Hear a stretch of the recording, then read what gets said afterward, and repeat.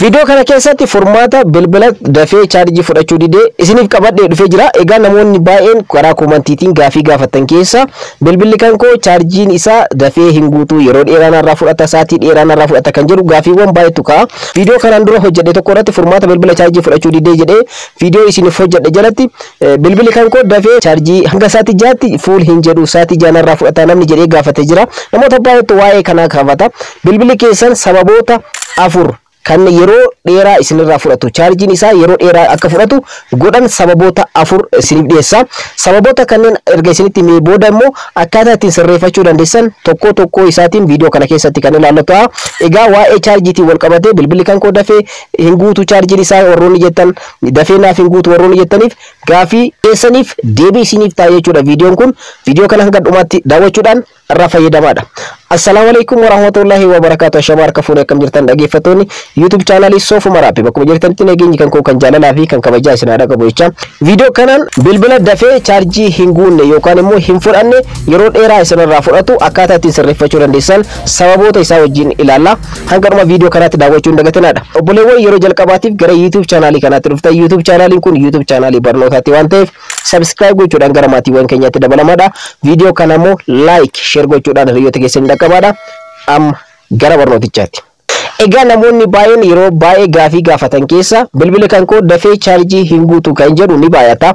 So video kanaan sababoota bilbiloonni keessan dafee chaarjii akka hin guunne godhan keessa 4 qabadhee isinii dhufee jira.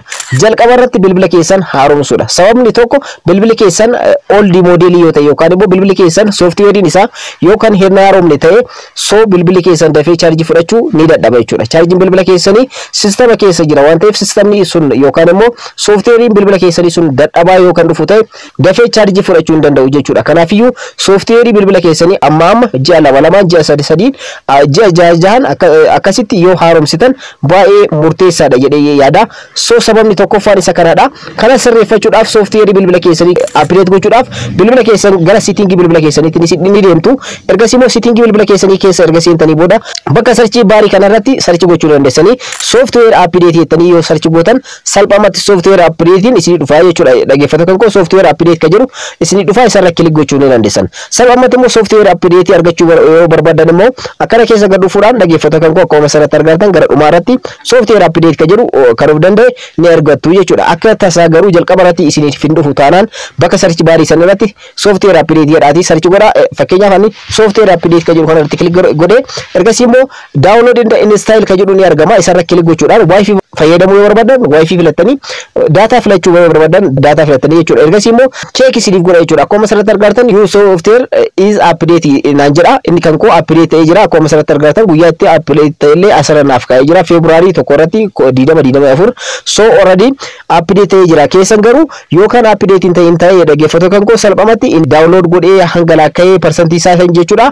Haadhumu eegdanii dhumarratti install gochuudhaan salphamatti bilbila keessan haaromsuu ni dandeessan. Lammaffaa bilbila keessan dafee chaarjii akka hin guunne kan godhan keessaa lammaffaa irratti kan argamu immoo baay'ee tokko salphaadha. Ammas gara setting bilbila keessaniitti ni deemtanii setting bilbila keessanii keessanii seentanii jechuudha. Ergasii immoo dhaggeeffattoota kan koo setting keessa erga seentanii booda bakka search bar kanarratti salphamatti charging geettanii search gootan, charging geettanii salphamatti search gootanii yeroo kanatti fast charging ka jedhutu isin dhufa. So salphamatti argachuu ni dandeessan as keessa seenuudhaan jechuudha. Akkuma sanatti argattan wantoota asirratti isin dhufan keessaa fast charging ka jedhu kana isheen kun off taate yoo kan argamtu taate on gootan jechuudha. On gootan isa setting kana sirreeffachuudhaan maaliif setting kun bilbila keessan dafee akka chargii isiniif guutu godha waan ta'eef isa kana sirreeffachuu hin dagatinaadha. Salphamatti dhaggeeffattoota kan koo setting kana search gootanii yoo kan dhabdan ta'e salphamatti battery in the device care ka jedhu barbaadanii achi keessa ni argattu jechuudha. Battery in the device care ka jedhu ni argama. Isa keessa yeroo seentan salphamatti akkuma sanatti argattan battery ka jedhu isinii dhufa jalqabarratti. Battery ka jedhu jalqabarratti isinii dhufa, isarratti click gootanii ergasii immoo akkana keessa gad dhufuudhaan gara dhumaarratti jechuudha. More battery settings ka jettu ni argamti. Ishee irratti click yeroo gootan akkuma sanatti argattan jalqaba search gochuudhaan arganne fast charging ka jedhu kun isinii dhufa. Isa kana on godhachuudhaan salphamatti bilbila keessan dafee charge akka isiniif godhu gochuu ni dandeessan. sadaffaan immoo dhaggeeffatan ko bilbila keessanii fi chaarjiin bilbila keessaniitiin chaarjii ittiin gootan walgituu dhabuudha. Fakkeenyaaf namoonni baay'een bilbiloota Samsungiitti kan fayyadaman bilbila Huawei ta'uu danda'a, bilbiloota gosa biraatiitti illee chaarjii Samsungii san fayyadamanii jechuudha. Akkasumallee kan Huaweiitti fayyadamtan bilbila Huaweiidhaan chaarjii ta'uu wajjin dhiyaate salphamatti Samsungii irratti fayyadamtan. So bilbilli kamiyyuu chaarjera mataa isaa qaba. Chaarjerri sun yeroo hojjetamutti jechuudha dhaggeeffatan ko salphamatti akkaataa ittiin bilbila san chaarjii gochuu danda'u wanti hundumtuu chaarjii san keessatti guutamee fi jira. Ampiiriin isaa wanti hunduyyuu jechuudha sadarkaa inni ittiin elektirikii bilbila keessaniif yookaan immoo gara bilbila keessanitti chaarjii ittiin godhu sistema keessatti guutamee fi jira. Kan bilbila tokko chaarjiin bilbila tokko bilbila biraatiif ta'uu hin danda'u. So overcharge gochuu danda'a, akkanumallee dafee akka hin guunnes gochuu danda'a waan ta'eef. So kanaafiyyuu bilbila saniif kan ta'u isa sirriidha. Kan isaaf hojjetame chaarjii mataa isaa filadhaa fi bitadhaa chaarjii sanitti fayyadamaadha. Fakkeenyaaf bilbila keessan Samsung yoo ta'e bilbiloota Samsungiidhaaf kan ta'an kan Samsungii saniif dhiyaate chaarjii mataa isaa qaban waan ta'eef chaarjii san filachuudhaan itti fayyadamaadha.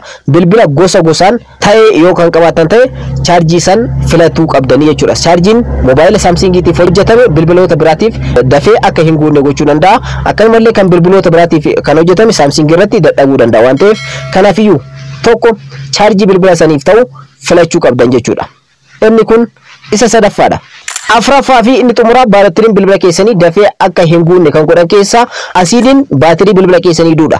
Kanas namoonni baay'een bilbila keessan osoo parsantii 15 ol chaarjii osoo qabu ara deebisanii parsantii sanarratti chaarjii gootan. Kana jechuun asiidii bilbila keessanii dadhabsiisaa deemtanii jechuudha. Kanaafiyyuu wanti isin gochuu qabdan yeroo hundayyuu bilbila keessan chaarjii yeroo gootan parsantii 15 gad erga ta'ee booda bilbila keessanitti gonkumayyuu fayyadamuu qabdanii jechuudha. Maaliif low battery isiniin jedha parsantii 15 gad yoo kan ta'u ta'e low battery isiniin jedha. Yeroo kanatti chaarjii gochuu qabdan malee bilbila keessan irratti itti fayyadamuu qabdan. Sababni isaas low battery yeroo isiniin jedhu baatiriin keessan dirqama chaarjii ta'uu qaba. Chaarjii yoo ta'in immoo asiidiin baatirii bilbila keessanii ni du'a waan ta'eef baay'ee yeroo dheeraa isinirraa fudhata chaarjii gochuudhaaf. Akkanumallee yeroo baay'eedhaaf baatirii bilbila keessanillee akka ittiin fayyadamne isin taasisa waan ta'eef yeroo hundayyuu bilbila keessan parsantii 15 gad yoo ta'e ittiin fayyadameedha.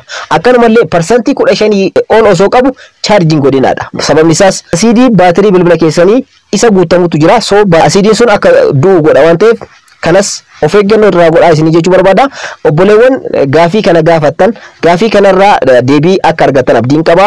Wantoota kanneen afran yoo kan beektan ta'e wantoota kanneen afran amma isinitti hime kana of eeggannoodha yoo kan itti fayyadamtan ta'ee fi yoo kan sirreeffattan ta'e salphamatti baatiriin bilbila keessanii tokkoffaa yeroodhaan isiniif guuta, lammaffaa immoo baatirii bilbila keessanillee yeroo dheeraadhaaf itti fayyadamuu dandeessan waan ta'eef of eeggannoo akka gootaniif viidiyoo kana qabadhee isinii dhufe. Viidiyoo kan koo kanarraa kana fakkaata akka irraa fayyadamtan akka itti fayyadamtan abdiin qaba. Obboleewwan yeroo jalqabaatiif gara YouTube chaanaalii kanatti dhuftan subscribe gochuudhaan gara maatiiwwan keenyaatti dabalamaadha. Viidiyoo kana immoo like share gochuudhaan hiriyoota keessaniin dhaqqabaadha. Yeroo biraa viidiyoo biraatti walitti deebina. Horaa bulaa.